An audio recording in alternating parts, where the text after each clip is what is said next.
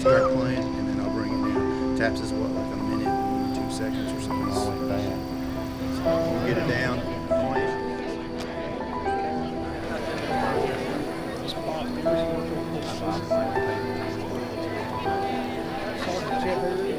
I want to thank everybody for coming out tonight. What a beautiful night it is to show our support.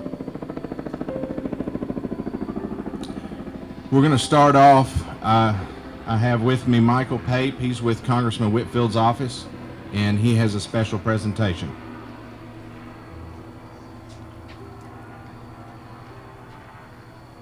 Thank you, Judge White. Ladies and gentlemen, it's an honor to be with you here this evening to join in prayer and together to honor the men and women of our country and our community that serve and protect us every day. It's an honor to be with you, and it's very humbling to see everyone here tonight. We know our state police have had a very rough week, and everyone in law enforcement has, and their families.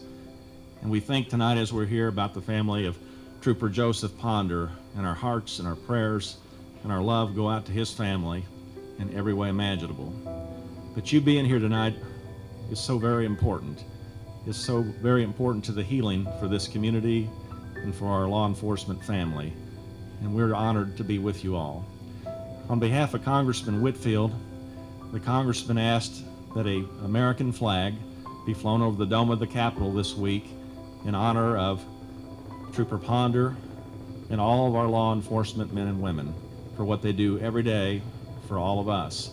And I would like to present that to Captain Brent White of the Kentucky State Police at this time. Thank you, sir. We appreciate everyone. I don't believe Captain Barnett is here. If she is, I hope she comes up here sometime soon. But we had another little incident tonight. We had a dispatcher that had a wreck and is in the hospital with some broken bones, and I believe that Janet is taking care of that. But we very much appreciate Congressman Whitfield. We appreciate all the support that this community has provided to us and all our fellow brethren, no matter what color uniform we wear. We appreciate your all's patience with us the other night as we conducted an extensive search for the offender that took Trooper Ponder's life. Trooper Ponder's family was here yesterday in Lyon and Trigg County and are still tremendously touched by the outpouring of support. Continue to pray for the men and women that serve our communities. We need that. Each of us needs that. Our agency needs that. Our country needs that. Our county needs that. Our cities needs that. The final thing that I'll tell you that it may be a comfort to many of you, it's a comfort to us in this time, is that the two troopers we've lost recently, Trooper Eric Chrisman, Trooper Cameron Ponder, they were both Christian men. And so we don't have to worry about where they're at. Thank you all. When I got the call from Captain White, of course, I made the phone call out, and I think none of Lyon County slept that night. But I was able to go out to the scene to be with them, and I want to tell you what I saw.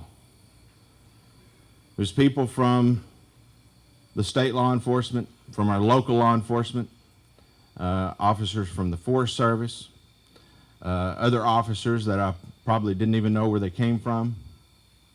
Every one of them were performing at a professional level. And you got to think they'd just lost one of their brothers. Yet I could see on their faces the determination and the almost steelness of their face that they were determined to do their job in a professional manner. They surrounded homes where they thought that this murderer was going to be going to protect those people. They were on it. I was so impressed. And then I saw another part.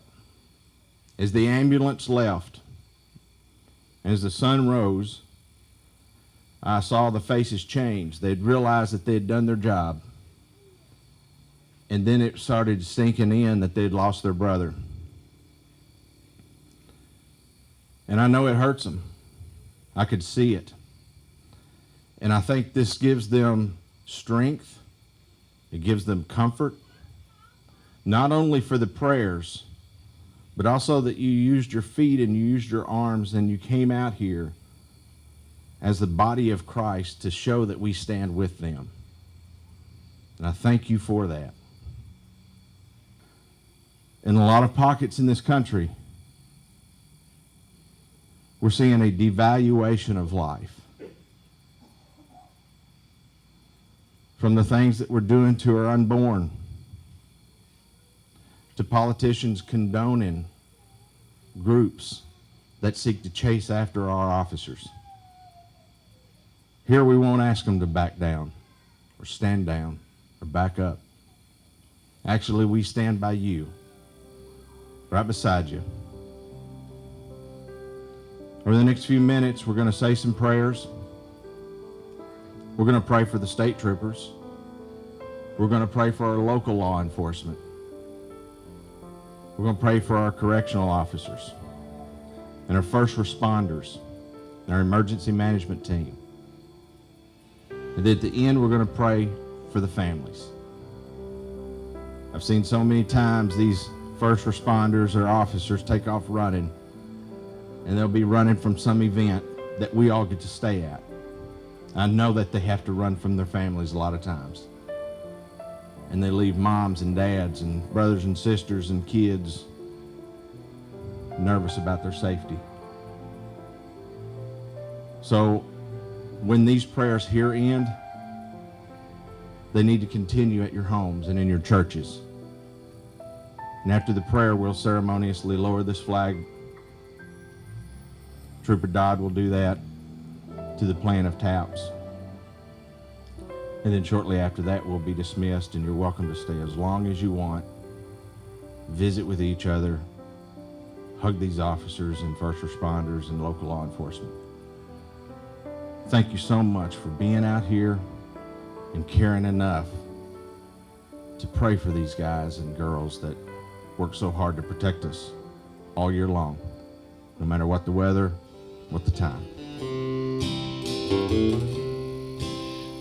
When we've been there 10,000 years, bright shining as the sun, we know that it takes to